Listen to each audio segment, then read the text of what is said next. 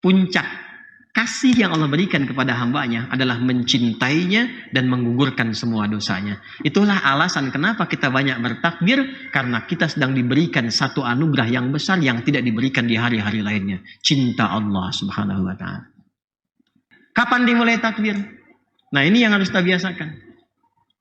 Kebanyakan mulainya itu ketika masuk hari ke-10. Yo, betul kan? Ya kan? Ketika mau sholat mulai kan? Allahu Akbar, Allahu Akbar. Atau minimal pindah maghrib kan? Masuk hari H untuk hari raya, pada maghrib baru takbir kan? Ternyata sahabat dulu tidak begitu. Khusus untuk yang 10 hari Dzulhijjah, kapan dimulai takbirnya? Yuk kita lihat. Sahih Al-Bukhari. Sebelum kita masuk ke amalan, saya tegaskan sekali lagi, keistimewaan 10 awal Dzulhijjah ini menaikkan status amalan menjadi dicintai oleh Allah Subhanahu wa ta'ala. Jadi setiap kita ngerjakan amalan, kalau benar cara beramalnya, Allah cintai. Allah cintai. Nanti dampak amalan itu merubah perilaku kita. That's it? Yuk kita mulai. Di antara amalan yang dianjurkan untuk dioptimalkan di 10 hari pertama Dzulhijjah itu, rumus nabinya adalah amal saleh. Amal saleh. Karena kalimatnya jelas, ma min ayyamin al-amalu salihu fihinna. Amal saleh. Sekarang yang penting kita lakukan adalah untuk mendetilkan apa amal soleh yang mungkin kita lakukan itu. Amal soleh itu wujudnya ada 2 secara umum. Ya? Amal soleh wujudnya ada 2 secara umum. 1, meningkatkan yang taat. Meningkatkan yang taat. Ma'ruf kalau dalam bahasa Quran. Meningkatkan yang taat, dalam kurung ma'ruf. Yang kedua, meninggalkan maksiat, dalam kurung mungkar. Meningkatkan taat atau ma'ruf, meninggalkan maksiat atau mungkar. Nah, ini amalannya ada 2. Amal soleh itu. Dan ingat baik-baik ya, di antara 2 ini, apapun yang kita kerjakan, baik meningkatkan taat ataupun meninggalkan maksiat, itu nilainya sama. Pahalanya berlipat untuk di hari-hari ini, plus dicintai oleh Allah Subhanahu wa ta'ala. Jadi kalau ada orang memprovokasi pada keburukan dan Anda tolak itu pahalanya 2 kali lipat dan status Anda dicintai oleh Allah Subhanahu wa ta'ala. Ada orang yang mengajak menipu, Anda hindari, itu kan nahi mungkar. Pahala itu bukan hanya di amar ma'ruf saja. Nahi mungkar pun ada. Anda tinggalkan perbuatan itu, maka seketika pahala dilipat gandakan, naik status, dicintai oleh Allah Subhanahu wa ta'ala. Nah, sekarang yang akan kita rinci yang amalan taat dulu apa? 1. Amalan pertama, meningkatkan zikir, khususnya 3 lafaz zikir. 3 lafaz zikir. Oh, zikir itu nanti banyak ya jenisnya ya. Banyak nanti. Doa itu zikir. Quran surah ke-7 ayat 205. Salat itu zikir. Quran surah ke-20 ayat ke-14. Ya. Kalimat thayyibah yang pasca salat, subhanallah, alhamdulillah, itu zikir. Ya. Quran surah ke-4 ayat 103. Banyak nanti. Baca Quran itu zikir. Karena Qurannya disebut zikir. Quran surah ke-15, ya, ayat yang ke-9. Cuman yang dimaksud di sini nanti, yang di-highlight oleh para ulama hadis itu ada 3. 1, bacaan takbir, Allahu Akbar. Bacaan takbir, Allahu Akbar. Ini ringan ya, tapi nanti nilainya tinggi, mahal ini. Saya mohon 10 hari ini aja, ya. Sampai nanti tambah 3. Takbir, kedua tahlil, la ilaha illallah. Takbir itu Allahu Akbar. Kedua tahlil, la ilaha illallah. Ketiga tahmid, alhamdulillah. Takbir, tahlil, dan tahmid. Allahu Akbar, la ilaha illallah, dan alhamdulillah. Sebentar. Takbir itu biasanya diungkapkan, dibacakan umumnya dalam 3 keadaan. 1, sebagai penunjuk ketaatan dalam ibadah. Ya, untuk meningkatkan ketaatan dalam ibadah ditunjukkan lewat takbir. Paling gampang gini, sholat dibuka dengan apa? Takbir. Nah itu ya, Allahu Akbar, ingin memberikan kesan bahwa ini saya serius ingin mengagungkan Allah lewat ketaatan beribadah. Karena itu sejak azan pun kalimat pembukanya apa? Allahu Akbar ya. Allahu Akbar, Allahu Akbar. Jelas? Maka takbir pertama itu biasa digunakan untuk menunjukkan tingkat ketaatan dalam ibadah. Kedua, takbir itu bisa berfungsi untuk memohon kekuatan dalam berjuang. Ya, kita nggak usah jauh-jauh ke era Nabi, era sahabat. Para pahlawan nasional kita ketika berjuang, apa teriakannya? Allahu Akbar. Ya kan? Bung Tomo kan Allahu Akbar kan? Waktu di Surabaya itu. Dan semua pejuang-pejuang kita, Allahu Akbar, Allahu Akbar. Allahu Akbar. Ada nasibnya kalau nggak salah itu ya? Allahu Akbar, Allahu Akbar. Kalau nggak salah ada nasib itu. Itu perjuangan, bukan era kemerdekaan kita itu. Jadi, kalau nggak salah ada itu. Kalau nggak salah ada itu nasyid perjuangan kemerdekaan dari para pejuang kita itu. Ya, makanya nanti kalimat Allah melekat di preambul undang-undang 1945 itu, atas berkat rahmat Allah yang Maha Kuasa. Allah yang Maha Kuasa itu Allahu Akbar. Dan dengan didorongkan oleh keinginan luhur. Nah itu kan keinginan luhurnya belakangan. Jelas ya? Dari sini nanti turun dasar negara yang Pancasila sila pertama, ketuhanan yang Maha Esa. Penjelasnya di pasal 29 ayat kedua. Ayat satunya untuk negara, pasal 29 ayat 1, negara berdasar atas ketuhanan yang Maha Esa. Nah, pasal 29 ayat 2-nya, negara menjamin kemerdekaan tiap-tiap duduk untuk memeluk agamanya masing-masing dan beribadah menurut agama dan kepercayaannya itu. Jadi karena spirit kemerdekaan kita itu membawa nilai-nilai spiritualitas, nilai ketuhanan, itu dibawa dalam dasar negara, termasuk di pendidikan. Tuh, adik-adikku yang belajar ya, atau teman-teman yang dosen di kampus, coba buka Undang-Undang Sisdiknas tuh. Ya, nomor 20 tahun 2003. Ya, buka yang poin menimbang itu. Penimbang pasal B yang kedua. Ya, awas tuh. Undang-Undang Dasar 1945 mengamanatkan kepada ya pemerintah untuk mengusahakan satu sistem pendidikan, awas nih lihat ya, yang meningkatkan keimanan dan ketakwaan pada Tuhan yang Maha Esa serta akhlak mulia. Hah? Awas tuh ya, serta akhlak mulia. Jadi tujuan pendidikan pun itu meningkatkan keimanan dan ketakwaan. Jadi kalau Anda pintar orang Indonesia tapi nggak takwa, kurang nasionalis. Karena undang-undangnya mengamanatkan bukan cuma pintar, tapi beriman dan bertakwa. Ya, jadi yang dipakai di sini tuh bukan kurikulum barat di Indonesia tuh. Ini saya bicara undang-undang ya. Bicara undang-undang nih. Jadi artinya apa? Itu bagi kita orang Islam, ya, itu sudah tafsir tersendiri dari spirit Al-Quran yang kita pelajari. Jadi ketika kita belajar, jadi pintar, niatkan ibadah, bukan cuma mengamalkan Quran, tapi mengamalkan amanat undang-undang pendidikan kita. Ya, makanya ngaji, baca itu. Ya, jelas ya? Halo? Jelas tidak? Balik lagi ya. Jadi yang pertama, takbir. Satu, untuk menunjukkan ketaatan dalam ibadah. Yang kedua, penanda ya, pemohonan kekuatan dalam berjuang. Yang ketiga, takbir bisa digunakan untuk mensyukuri nikmat yang Allah berikan. Tanda syukurnya bisa lewat takbir, bukan hanya hamdalah. Ya, bukan hanya hamdalah, tapi kita ungkapkan lewat takbir untuk menunjukkan keagungan Allah yang menitipkan atau menganugerahkan nikmat itu kepada kita. Biasanya kan gini, kalau sudah kita merasakan sesuatu, pemberian yang tinggi, kita menyanjung orang yang memberikan. Ada orang dikasih hadiah misalnya, Masya Allah Ustadz itu begini, Masya Allah orang itu begini, kan disanjung kan? Cara menyanjung Allah itu dengan mengagungkannya. Ketika Allah memberikan sesuatu yang tinggi kepada kita, maka kita bertanya bagaimana cara menyanjungmu ya Allah? Maka agungkan ia. Agungkan ia. Karena itu ketika kita akan sujud, pembuka keagungannya lewat takbir Allahu Akbar. Kemarin puasa Ramadan ya, dapat nikmat tidak? Lebih tenang tidak? Lebih nyaman tidak? Lebih enak tidak? Itu semua nikmat kan? Kita harus syukuri ya. Bagaimana cara mensyukurinya? Turun ayat. Walitukabbirullaha ala ma hadakum wa la'allakum tashkurun.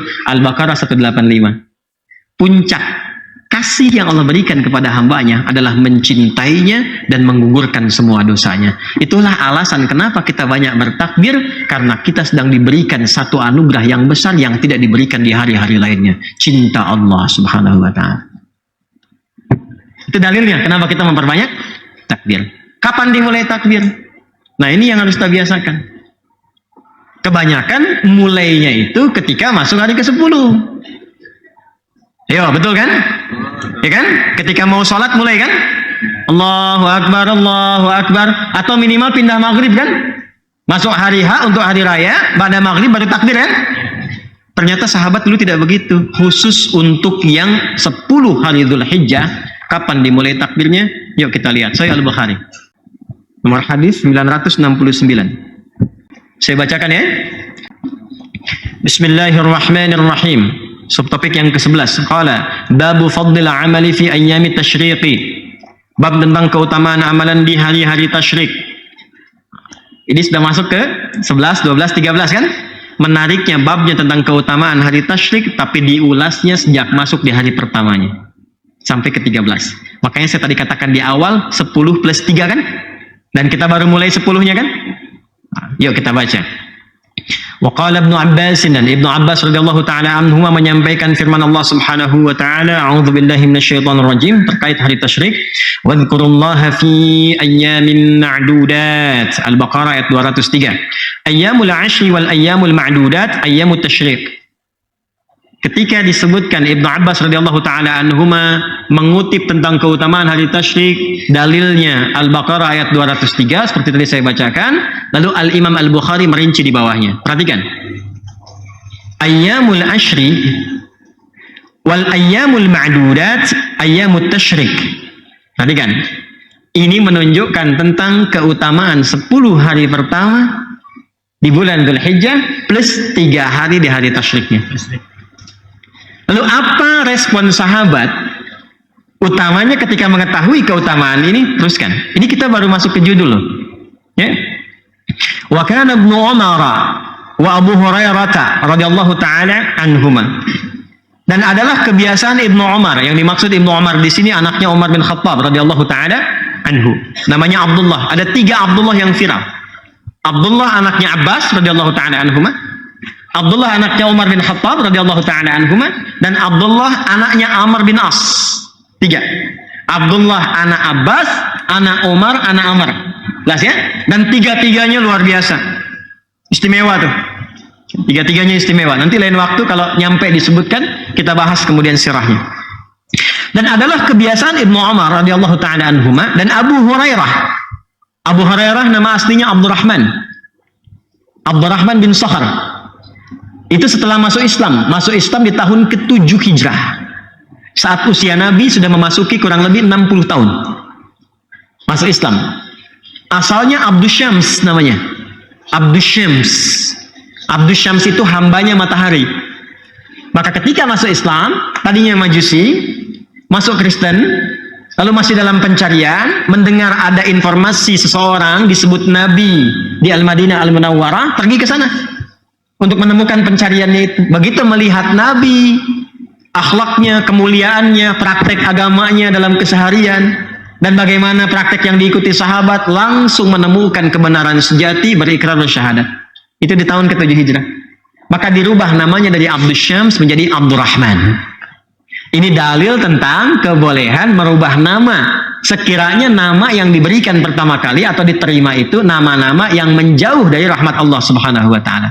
Apalagi nama yang langsung bertentangan dengan sifat penghambaan kepada Allah. Kayak tadi Abdus Syams, hamba matahari, langsung ganti jadi Abdurrahman, hamba Allah yang maha penyayang. Ya, Walhan misalnya, ganti langsung karena itu nama setan.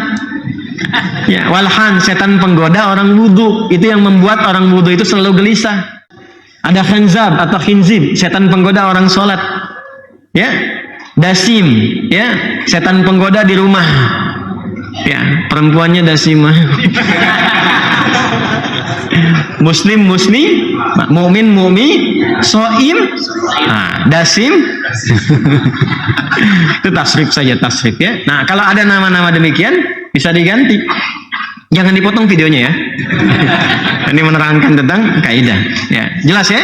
Nah, ini ada Abu Hurairah. Jadi dari Abdurrahman mengikuti Nabi. Nah, ini yang saya katakan tadi di awal, sahabat itu selalu mencari prioritas tertinggi. Jadi ketika melihat Abu Bakar, Umar, ya, Utsman, Ali, Abdurrahman bin Auf radhiyallahu taala anhum jami'an, langsung melihat ke diri sendiri. Di satu nunjuk ke yang lain, 4 ke diri sendiri. Beliau katakan, saya terlambat, kemana aja saya? Maka saya harus menyusul mereka semua. Gitu caranya. Kalau mereka sudah banyak dan lama, banyak dapat dari Nabi, lama bergaul dengan Nabi, saya baru sekarang. Maka caranya, saya harus meningkatkan usaha saya untuk mendekat kepada Nabi. Jadi kalau yang lain 2 jam sehari bersama Nabi, saya 24 jam harus berusaha melihat kebiasaan Nabi. Dinaikkan. Makanya sering nunggu di depan rumah Nabi, ingin lihat bagaimana jalannya Nabi, sholatnya Nabi, dan sebagainya. Sehingga di sisa hidup Nabi SAW dalam 3 tahun itu kurang lebih bisa mengumpulkan 7.000 hadis. Baik, kalau sudah ada hafal Quran 30 juz, Anda baru juz 30, waktu menghafalnya jangan sama dengan murojaah yang sudah 30 juz. Jadi kalau dia 1 jam, Anda minimal 2 jam. Gitu kan? Kalau ingin ngejar orang pintar, cara belajarnya kan ditambah waktunya kan. Dia belajar 3 jam dalam sehari, Anda 6 jam. Itu yang dipraktikkan Abu Hurairah. Maka beliau keutamaannya satu itu, yang kedua cepat mengamalkan apa yang dipelajari sehingga nggak lupa. Jadi begitu Nabi menyampaikan tentang bersikap bukan cuma humanis pada manusia, tapi bersikap mulia bahkan kepada hewan dan tumbuhan. Itu langsung dipraktekkan. Singkatnya, bertemu dengan anak kucing liar. Yang ada kucing rumahan, ada kucing liar. Kucing rumahan disebut dengan kittun. Kittun. Diserap ke dalam bahasa Inggris cat, anak kucingnya kitty. Makanya kayak kitten ya, jadi kitty. Makanya Hello Kitty kan kucing rumahan tuh. Ya, jadi bantal, jadi kasur ya, jadi macam-macam gitu. Ya, jelas ya? Itu kitten itu dari bahasa Arab, kittun. Dari bahasa Arab, seperti sugar, ya sukar. Itu dari bahasa Arab. Ya. Nah, kemudian kalau kucing liar disebut hurratun, H besar. Anaknya disebut Hurairah. Ya, sedang jalan, ada dikisahkan ada anak kucing kecil liar kehilangan induknya. Dipraktekanlah ajaran kasih dari Nabi, dibawa itu dirawat-rawat pulang ke rumah, disuapi makannya, kalau dingin diselimuti, kalau berangkat kemanapun dimasukkan dalam jubahnya. Sesekali ketika lewat berpapasan dengan Nabi, keluarlah anak kucing kecil itu. Meow, meow, keluar, maka disebut anta Abu Hurairah. Kamu itu sangat sayang dengan anak kucing kecil seperti bapak sayang pada anaknya. Maka sejak saat itulah viral kunyahnya disebut Abu Hurairah. Paham? Nah, silakan. Abu Pipit belum ada tuh ya yang sayang burung pipit. Masya Allah. Saya satu kali berangkat umrah dengan salah seorang perwira menengah di kepolisian. Begitu selesai pulang kita dari haram jalan, beliau tanya, Ustaz, kenapa di sini banyak burung gereja? Saya bilang, izin dan itu mu'alaf. Ya kan? Kalau pertanyaan tidak butuh dalil kan tidak perlu terlalu serius juga kan? Ya kan? Halo, gitu ya. Ya, kembali ke sini ya. Baik. Apa kebiasaan beliau itu ketika masuk kepada awal-awal bulan Dzulhijjah? Ini bukan langsung masuk tanggal 11, 12, 13. Dari sejak awal. Wa kana Ibnu Umar, adalah kebiasaan Ibnu Umar radhiyallahu taala anhuma wa Abu Hurairah radhiyallahu taala anhu, yakhrujani ila as-suqi fi ayyamil 'ashri. Tolong catat. Mereka bahkan sudah mulai keluar masuk pasar-pasar sejak mulai pertama Dzulhijjah, hari 1. Hari pertama sudah mulai keluar pasar-pasar. Apa yang dilakukan? Yukabbirani wa yukabbiran nas. Mereka mulai bertakbir dan mengisyaratkan, membimbing ya orang-orang yang ada di pasar itu supaya tahu itu awal untuk bertakbir.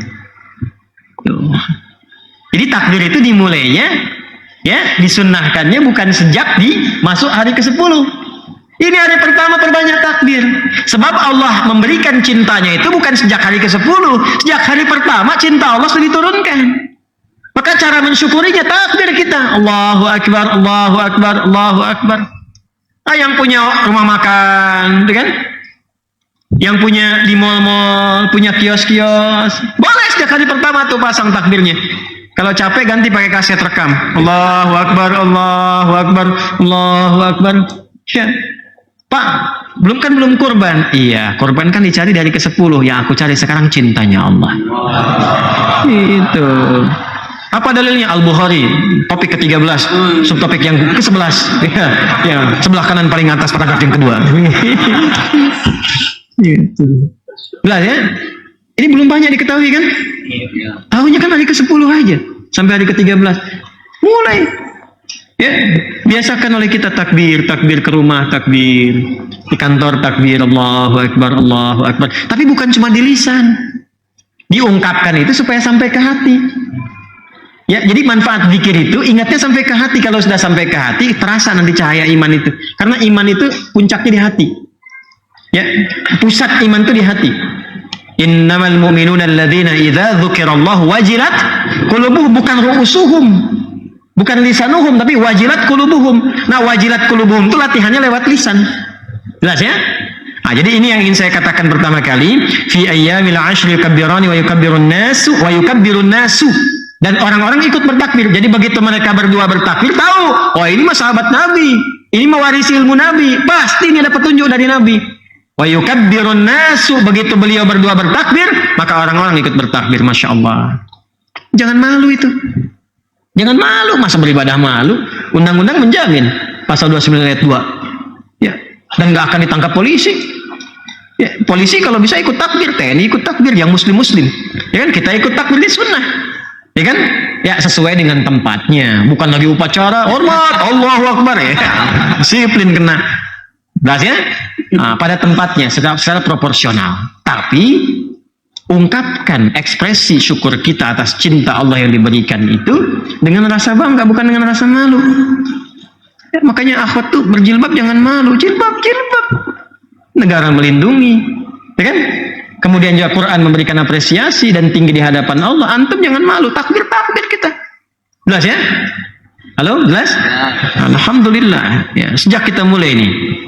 Dan apa yang paling menarik? Wa yukabbirun nasu bitakbirihima, maka orang-orang pun ikut takbir karena takbir keduanya. Wa kabbara Muhammad bin Ali khalfan nafilati. Masya Allah. Dan Muhammad bin Ali itu selalu mulai takbir setelah menunaikan nafilah. Dia di hari sejak hari pertama itu. Kalau sudah salat fardu, salat sunnah sendiri bertakbir. Takbir Allahu Akbar, Allahu Akbar, Allahu Akbar. Nah, itu sudah dimulai itu, ya. Hari-hari pertama kita mulai banyak bertakbir. Silahkan masuk kendaraan. Ini pulang sini nih, ya. Daripada komen yang nggak jelas tuh, isi takbir. Halo, dengan isi takbir sambil jalan. Allahu Akbar, Allahu Akbar. Cilok Pak, Allahu Akbar. Alhamdulillah. Jelas ya? Masya Allah. Nah, jadi ini amalannya ada, dalilnya ada. Agak cepat. Kita minta 5 menit lagi apa? 5 menit ya? Mudah-mudahan sampai. Lebih alhamdulillah. Lalu selain takbir apa kurikulumnya? 1, saya cepat. Tingkatkan amalan fardu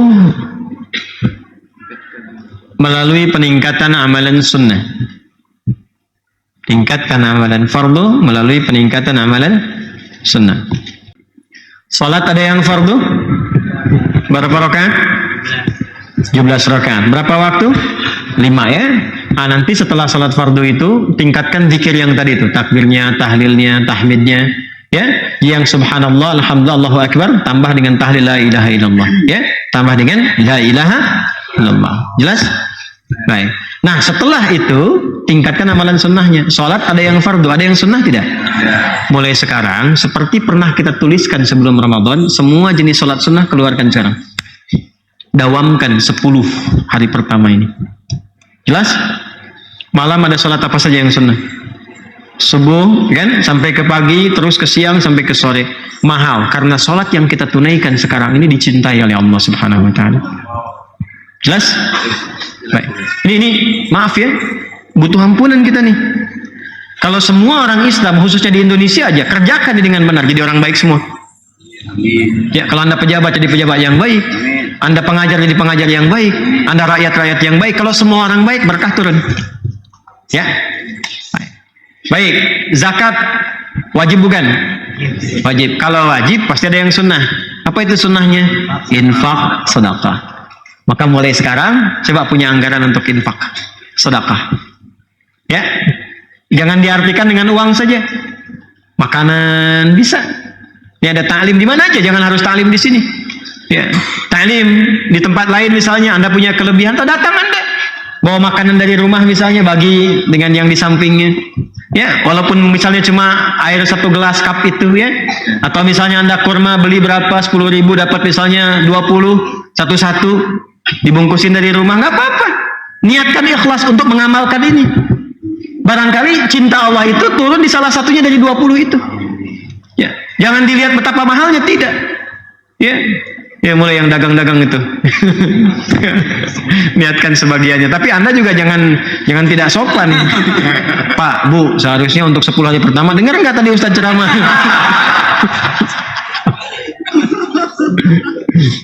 Ya, kayak yang punya pakaian lebih, yang punya makanan, cari teman-teman dekat, tetangga, kerabat dan sebagainya, bagi. Niatkan untuk mencintai Allah Subhanahu wa taala hari ini. Jelas? Baik, 3, Quran. Hatam, usahakan hatam ya. Hari ke-10 tuh hatam tuh malamnya. Jadi tinggal bertakbir malamnya. 30 bagi 10 berapa? 3 juz. Per hari 3 juz. Bismillah. Ya, gampang kok itu. Ya, insyaallah. Kalau mau dalam sepekan bisa. Bahkan 6 hari. Sehari 5 juz. Ya, cara paling gampang gini supaya nggak kerasa, bagi setiap waktu sholat. 5 juz dibagi waktu sholat, berarti sekali waktu sholat berapa? 7 juz. Kalau susah, bagi 2, sebelum sholat, setelah sholat. Jadi kalau kita ngajinya begitu, selesai. Insya Allah. Ya. Jadi kalau misalnya 1 juz itu 141 ayat di Al-Baqarah plus Al-Fatihah, dibagi 2 kan berapa? Sekitar 70-an kan? 70 teman-teman, kalau itu dibagi 70 ayat misalnya, sebelum sholat, berapa banyak sih bacanya? Ya kan? Berapa lama bacanya? Ya, kalau 10 ayat itu kita butuh misalnya 2 menit, berarti cuma 14 menit, 15 menit investasinya. 15 menit sebelum sholat, 15 menit setelah sholat. Kalau konsisten seperti itu, untuk 10 hari ini aja, 6 harinya langsung khatam Quran 30 juz. Selebihnya tinggal doa. Jelas? Sholat sunnah sudah, infak sedekah sudah, baca Quran sudah, kemudian yang ketiga. Yang keempat, baik. Kalau Anda ingin gabungkan semua itu, digabungkan, amar ma'rufnya ada, nahi mungkarnya ada, puasa.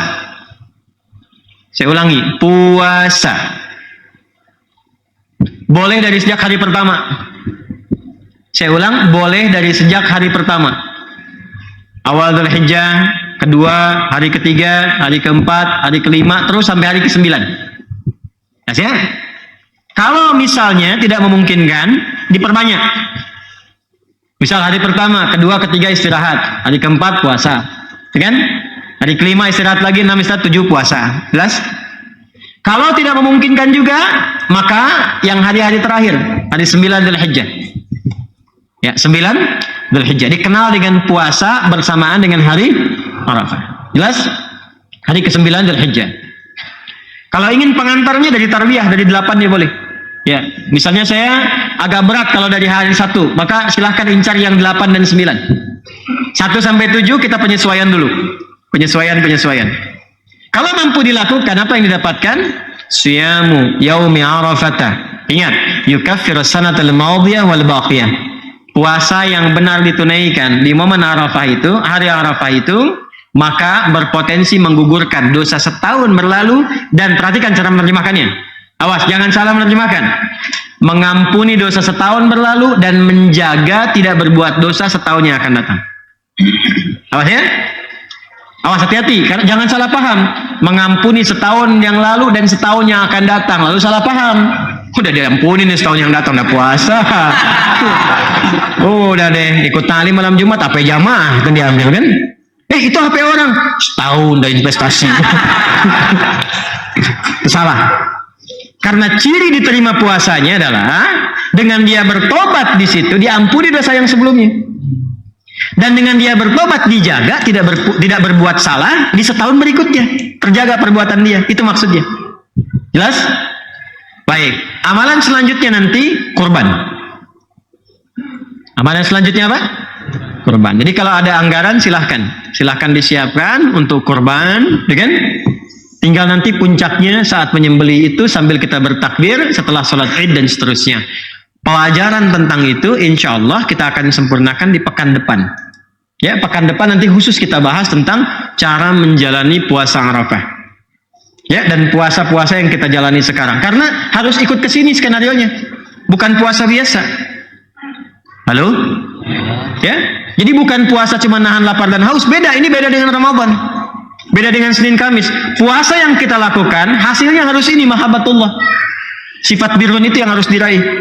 Bagaimana cara menjalaninya? Nanti pekan depan. Pekan depan ya, insya Allah kita bahas, insya Allah ya. Plus juga dengan kaidah kurban, hewannya harus seperti apa, bagaimana hewannya, apakah menyembelih sendiri atau orang lain dan sebagainya, termasuk plus fikih tentang Idul Adha.